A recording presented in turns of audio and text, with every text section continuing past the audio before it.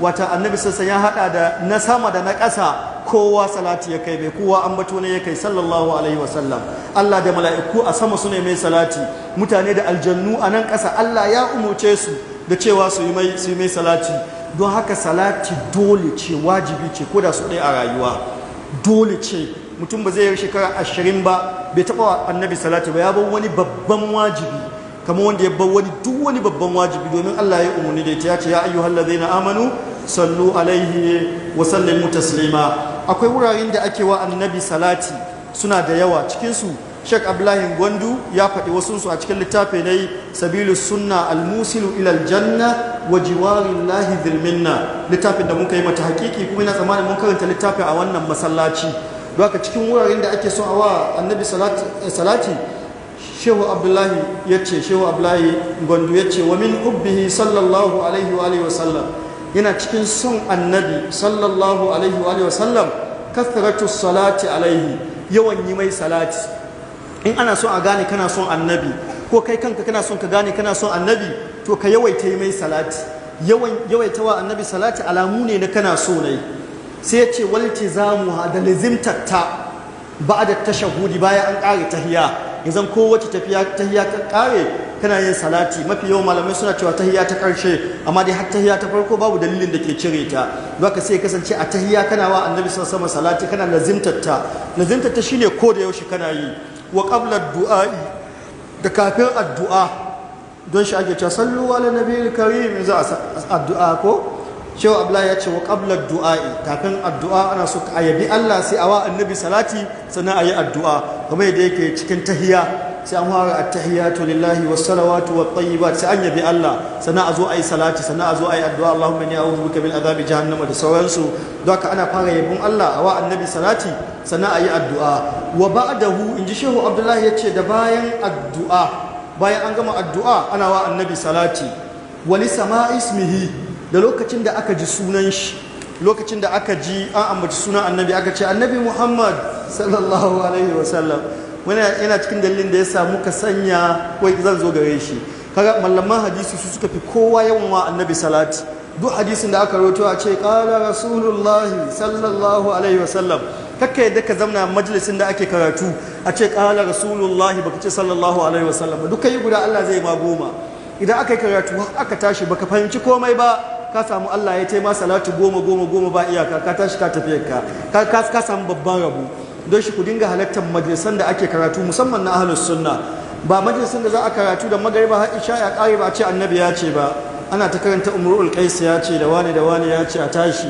Babu laifi a karanta umrul qais, amma dai alhaji ba ima annabi salati ba, wani umrul qais na ranka da shi, tunda yana can kahiri ne, ya rasu kahin musulunci, ya yi abin da ya yi. To kaga amma in kana annabi salati arabi kake karatu halal arabi, okay, islamic studies ne dai yi ma annabi sallallahu alaihi salati da yawa a wajajen karatu shine. Don haka wani sama ismihi, da inda aka ji sunan shi, wa kitabatihi, da inda aka rubuta shi. Haka masu social media, masu Facebook, masu Twitter, masu WhatsApp, masu waye, ku ce annabi ya ce ku yi shi, ku ce sallallahu alaihi wasallam.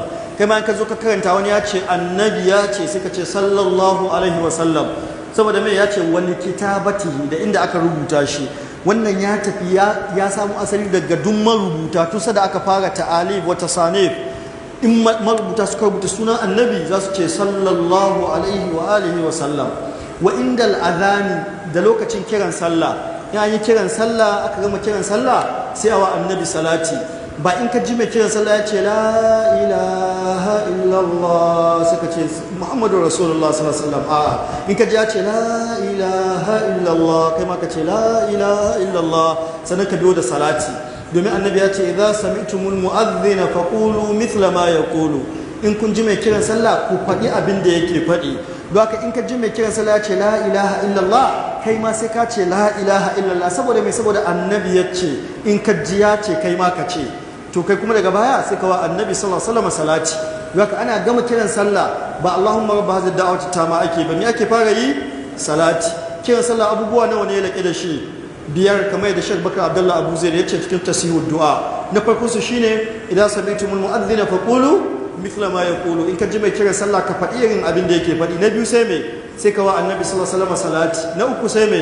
اللهم رب هذه الدعوة التامة والصلاة القائمة آت محمدا الوسيلة والفضيلة وبعثه مقاما محمودا الذي وعدته إنك لا تخلف الميعاد. akwai sabanin malamai wajen inganta ta amma zuwa nan ya inganta babu sabanin malamai.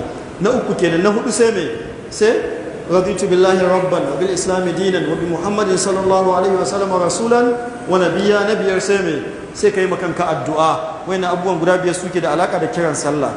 Don haka wayanda da sun ji an ce la ilaha illallah ba su cewa la ilaha illallah sun yi kuskure sun bar wani abu. In mai kiran sallah ce la ilaha illallah kai ma kana cewa la ilaha illallah sannan sai ka yi ma annabi sallallahu alaihi salati. Haka mai kiran sallah da can wajen kiran sallah yake tsayawa yawa annabi salati yayi ƙari cikin kiran sallah. Wani a speaker inda ya kiran sallah da yake wa annabi salati. Yi ma annabi salati bai cikin lafuzan kiran sallah, a kiyaye bai cikin lafuzan kiran sallah. Ibada ce mai zaman kanta don ka rage ta ka saka cikin wata ibada. A'a, ka girmama annabi ka yi yadda ya ce ka yi na ka yi kiran sallah da lafuzan da ya koyar da kai, sannan ka yi mai salati bayan ka gama kiran sallah. Shehu Abdullahi ya ce da cewa inda dukhulil masjidi, da wurin shiga masallaci. An zo shiga masallaci me ake cewa bismillahi, sai a ce wassalatu wassalamu ala rasulillahi allahumma ftahli abwaba rahmatika. Sai ce wa indal khuruji, da wajen hita masallaci shi ma ana wa annabi salati. in zo hita masallaci ya ake cewa ake bismillahi wassalatu wassalamu ala rasulillahi, kun ga ai mai salati. sai a ce Allahumma ftahli abwaba fadlika, Allah ka buɗa min kofofin falalaka. Masallaci ana zuwa neman rahama, da an fita masallaci ana zuwa wajen neman abinci ne, shine falala. don haka ana zuwa wajen neman falala ne. don haka an hita masallaci ana yi ma annabi salati kamar da Shehu Abdullahi ya ce, kamar da zo cikin hadisai. sai ya ce wa yawmal jumu'ati, da ranar jumu'a shi ma ana yawaita mai salati, saboda hadisin Aus bin Abi Aus wanda yake akwai sabanin malamai wajen inganta shi, amma da wasu malamai sun hassana shi. don haka ana yi ma annabi sallallahu alaihi salati a nan wurin. Da ina kuma da ko ina kuma da ko ina, da in annabi sallallahu ya ce duk wanda aka ambace ni inda shike bai yi min salati ba shine mafi zama bakhili, shine mafi zama marowaci. in ana neman wanda ya fi kowa rowa shine wanda a ce annabi Muhammad, sai ya shube ce sallallahu alaihi wasallam ba. don haka ya ambace shi salati ake mishi. Da ina kuma da inda damuwa ta yi ma yawa, duk wanda damuwa ta wa yawa, duniya ta yi ma ɗaurin minti, ta ɗaure sama, ta ɗaure ƙasa, baƙin ciki ya dame ka, carry over sun yi ma yawa, spill over sun yi ma yawa, abubuwa sun dame ka, ka je aiki baka samu ba, abinda ake duk wannan damuwar ta tafi shine yawan wa annabi salati ake yawan wa annabi. domin shi da kan shi sallallahu alaihi wasallam ya ce tana maganin damuwa. in ka sa duk rayuwarka annabi kake wa salati, to za ta yi maka maganin damuwa, za ka samu sauki a rayuwa. kamar yadda hadisi ya inganta daga Ubayy bin Ka'ab radiyallahu anhu yace qultu ya rasulullahi inni ukthiru salata alayka, ce ya manzon Allah ina yawaita yi ma salati. sai ce fa kam aj'alu laka min salati, nawa zan sawa ga ma salati. wata ya zan raba lokaci na, in tashi da daddare, in tashi wajen ibada, in awa guda zan yi, minti nawa cikin su zan yi ina maka salati. kam aj'alu laka min salati, percentage nawa cikin 100 zan sawa na yi ma salati ya annabi sallallahu alaihi wasallam. faƙala sai annabi ya ce ma shi ita, duk abin da ka ga dama ka sa.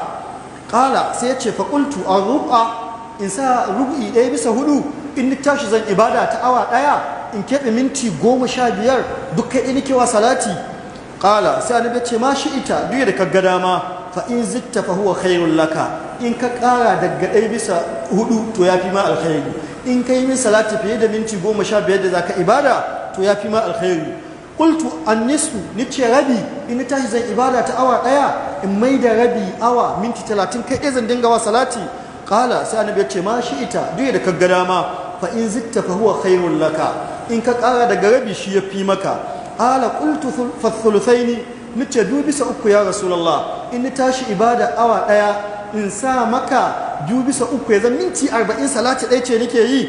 qala sai annabi ya ce ma shi ita, duk da kaga dama, fa in zitta fa huwa khairul laka, in ka kara da 2/3 to shi yafi maka alkhairi. qultu sai nace aj'alu laka salati kullaha, in sa duk lokacin kai nake wa salati, duk in ni tashi gaba ɗaya kai zama salati. qala sai annabi sun yace idan tukfahan maka, in kai yi haka za a yi maka maganin duk damuwarka. in ya kasance ka tashi ni kawai za ka tawa salati tukfahan maka za a gafarta, za a isan maka duk damuwarka, wa yughfaru laka dhanbuka kuma za a gafarta maka zunubinka. don haka in kawwa annabi sallallahu alaihi salati duk lokacin ka kasa shi kake wa salati to za a biya ma bukatunka, sannan za a gafarta maka zunubanka, abinda ka himmantu da shi zaka samu dacewa. Haka a yawaita yi ma annabi sallallahu alaihi salati, ka yi mai salati kana bisa mashin ɗinka, kana cikin motarka, kana cikin ofis ɗinka, kana tafiya, kana zaune, kana aiki, kina girki, kina shara, ko da yaushe a dinga wa annabi sallallahu alaihi wasallam salati. In kina saurayin tafsiri ko wa'azi ko karatu aka ambace shi kakki yadda ya wuce baka ce sallallahu alaihi wa alihi wasallam ba.